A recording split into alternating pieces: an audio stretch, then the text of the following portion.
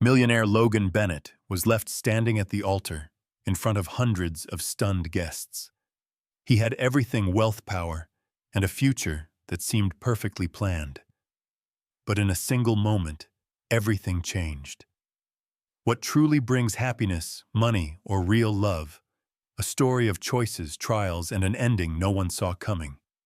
If you believe love can change the way we see happiness, this story will touch your heart. Don't forget to like, share, and subscribe for more meaningful stories. New York. A dazzling evening. Hundreds of elite guests sat inside the Sterling Ballroom at the Astoria Grand Hotel beneath sparkling crystal chandeliers, casting a golden glow over designer gowns and tailored suits. All eyes were on the moment they had been waiting for. Logan Bennett, a young billionaire and CEO of Bennett Enterprises, was about to marry Victoria Hastings, a woman from one of the city's most prestigious families. Logan had it all: wealth, power, status, and tonight he was supposed to secure the perfect marriage. But beneath his composed exterior, something felt off. Meanwhile, Hannah Brooks, an event planner, moved efficiently behind the scenes, ensuring every last detail was flawless. She had no interest in the grand romances of the rich and powerful, unaware that this night would change her life forever. Just when Logan thought he had everything, fate had other plans. The string quartet began playing Canon in D. The guests rose to their feet, eyes locked on the grand double doors where the bride was set to make her entrance.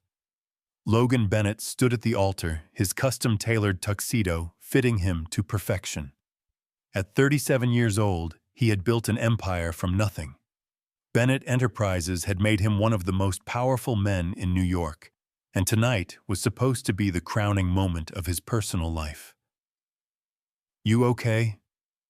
Ethan Foster, his best friend and best man, whispered. Logan nodded slightly, but deep inside an unsettling feeling grew. He and Victoria Hastings had been together for 2 years. She was beautiful, sophisticated, and from the right family. Their match was perfect, at least on paper. The double doors opened. But instead of Victoria in her wedding gown, her father walked in. Charles Hastings stepped inside alone, his face pale and troubled. Logan's chest tightened. Something was wrong. Charles approached quickly, his voice low enough for only Logan to hear. "Victoria wants to see you. Now." Whispers rippled through the crowd as Logan stepped away from the altar, following Charles down the hall to the bridal suite. When he opened the door, Victoria stood by the window, her flawless makeup now streaked with tears. "What's going on?" Logan asked, his voice tense. He stepped closer, eyes searching hers. Victoria took a shaky breath before finally looking at him. "I can't do this." Logan frowned. "Can't do what? If you're nervous, that's normal." Victoria inhaled sharply, then finally met his gaze. "No, Logan, I can't." The words hit him like a physical blow. "What are you talking about? There are 300 people out there waiting." "I know." Victoria twisted the 5-carat engagement ring on her finger. "But I'd rather hurt you now than trap us both in a marriage that isn't right." Logan's mind raced. "Is there someone else?" Her silence was all the answer he needed. "Who?" Logan demanded, pain and anger tightening his throat. "It doesn't matter," Victoria said softly, slipping the ring from her finger and setting it on the dressing table. "What matters is that I can't pretend anymore." She moved past him, pausing at the door. "I'm truly sorry, Logan. You deserve someone who loves you completely." And then she was gone, leaving Logan alone with the crushing weight of public humiliation and private heartbreak. At the far end of the ballroom, Hannah Brooks moved swiftly between tables, ensuring everything was in order. She had worked in event planning for 5 years and had seen countless extravagant weddings, but never a disaster quite like this. A hushed murmur spread across the room. Charles Hastings stepped onto the stage, clearing his throat. "I regret to inform you that the wedding will not be taking place today." Gasps filled the room. Some guests whispered behind gloved hands while others exchanged knowing glances.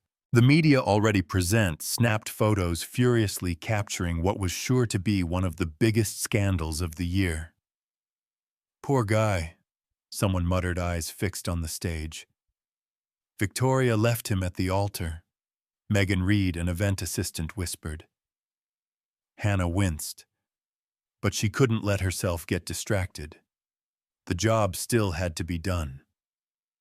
Hannah coordinated her team, directing them to clear the untouched meals and ensure the champagne was accounted for. As she passed a small side room near the ballroom, a faint sound made her pause, a deep, heavy sigh, like a heart breaking in silence. Hesitating for a moment, she gently pushed the door open. Inside, Logan Bennett sat slumped in a chair, his bow tie undone, a glass of whiskey swirling in his hand.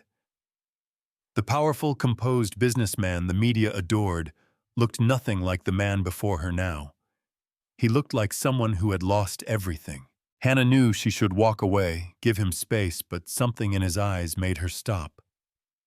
"Mr. Bennett," she spoke softly, "can I get you anything?" Logan looked up as if only now realizing she was there. "Unless you can turn back time, I don't think there's anything anyone can do for me today." He forced a smile, but it failed miserably. Hannah sighed, her gaze filled with quiet empathy. "I'm sorry for what happened." Logan let out a dry, bitter laugh. "Are you? I'm sure plenty of people are enjoying this." Watching Logan Bennett finally fall. "No one enjoys your pain." Hannah's voice was gentle, sincere. "And you don't have to pretend to be strong. At least not right now." Logan stared at her, and for the first time all night, the carefully built walls around him started to crack. "I don't even know what happened," he admitted, his voice rough with exhaustion. "Everything was perfect. Or at least I thought it was." Hannah hesitated, then took a seat across from him. She didn't offer meaningless comfort, just silent understanding. Sometimes what looks perfect on paper isn't perfect in reality. Logan studied her. She wasn't like the people he usually interacted with. She wasn't awed by his wealth or power. She was just a stranger offering kindness, expecting nothing in return. For the first time that night, Logan didn't feel completely alone. A few days later, Logan Bennett stumbled upon Hannah Brooks's business card, the woman who had sat quietly with him that night. On impulse, he dialed the number. "I just wanted to say thank you." Logan's voice held a rare hesitation. "You didn't have to stay that night, but you did." Hannah chuckled softly on the other end. "I just did what anyone would do." "No, you did more than that." The conversation was brief, but for the first time since the wedding disaster, Logan felt an unexpected sense of calm. He didn't know why, but Hannah had a presence unlike anyone he'd ever met. What started as a simple thank you text turned into an invitation for coffee. And soon they found themselves talking more often. With Hannah, Logan realized something different. She wasn't drawn to his wealth or power. She was just herself. Hannah told Logan about her life, her small apartment in Cambridge Heights, her night classes to finish her teaching degree, and her niece and nephew, whom she adored. "Why teaching?" Logan asked one evening, as they sat on a park bench in Central Park. Hannah smiled, her eyes lighting up. "Because I believe education can change a child's life. Do you know how incredible it feels to help a kid read a full sentence for the first time?" Logan had never thought about it that way before. But hearing her speak, he realized there was something so genuine, so real about her. With Victoria, everything had been surface level. But with Hannah, it was about things that actually mattered. For the first time in years, Logan found himself wanting to chase something that had nothing to do with money or success. And that something might just be Hannah. Coffee dates turned into dinners. Dinners turned into long evening walks through Central Park. With every moment together, Logan realized Hannah was unlike anyone he had ever known. With her, he didn't have to wear a mask. He could just be himself. One late evening, as they sat on the grass watching the city lights, Logan finally spoke. "Hannah, I've never met anyone like you." She turned to him, a soft smile on her lips. "I hope that's a good thing." Logan took a deep breath. "I don't want to pretend anymore. I like you, Hannah. Not because you're different from my world, but because you make me want to be a better version of myself." Hannah's heart pounded as she held his gaze. "Are you saying—" Logan gently took her hand. "Be my girlfriend." Hannah laughed softly, intertwining her fingers with his. "Logan, I think I like you too." For the first time in a long while, Logan felt truly happy. Hannah had never imagined love could happen so unexpectedly.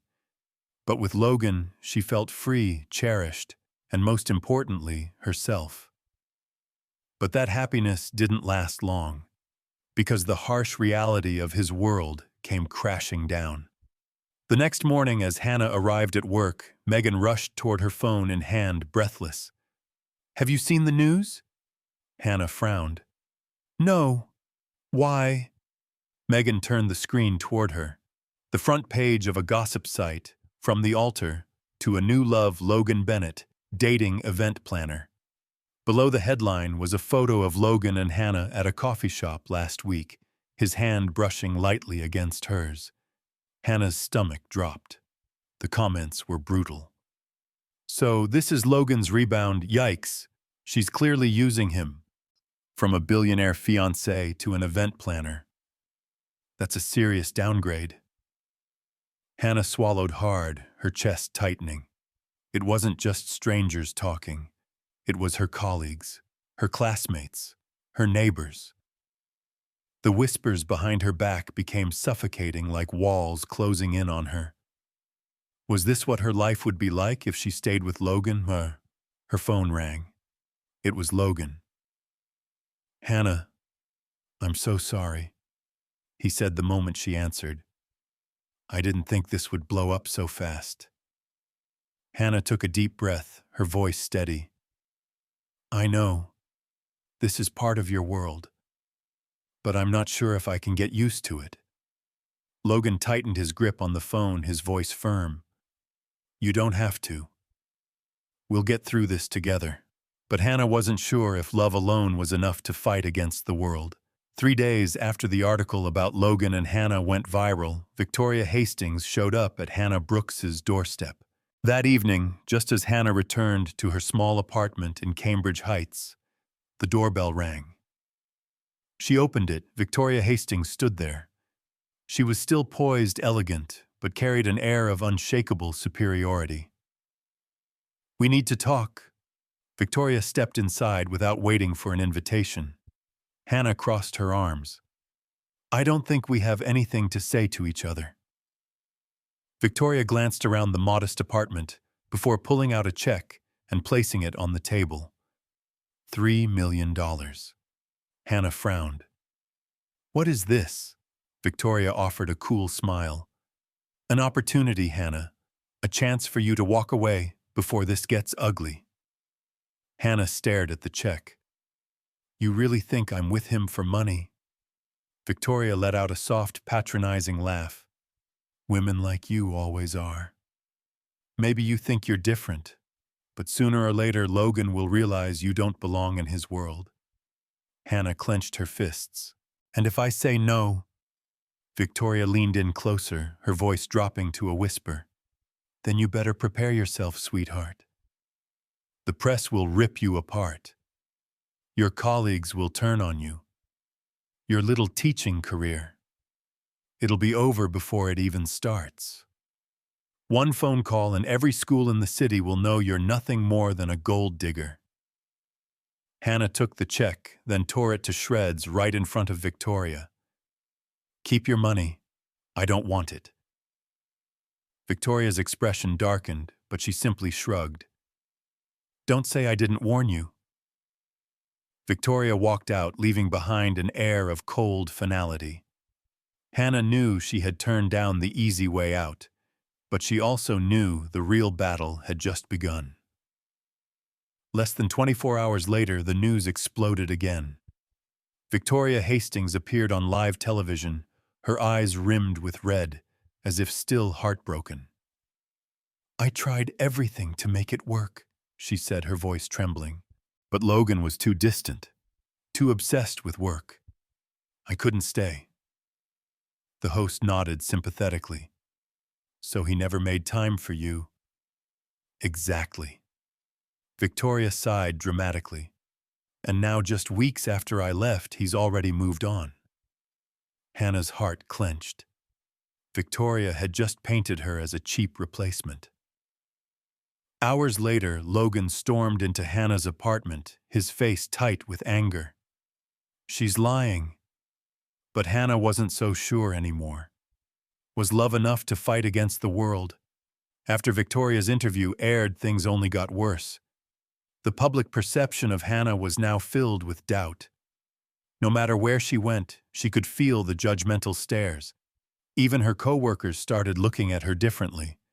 During her night class, she overheard a student whispering to a friend, "That's the girl from the article. She must be using him."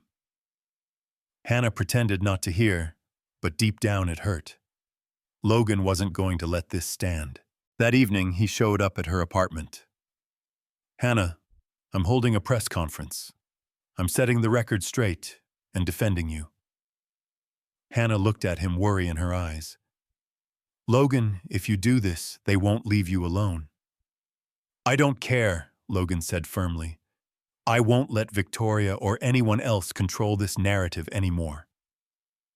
The next day, Logan stood before the media. For the first time, he addressed their relationship publicly. The recent rumors are completely false, he stated confidently. Hannah Brooks is not a replacement. She is an incredible woman, and I'm proud to have her in my life. Reporters fired off questions. What about Victoria Hastings' accusations?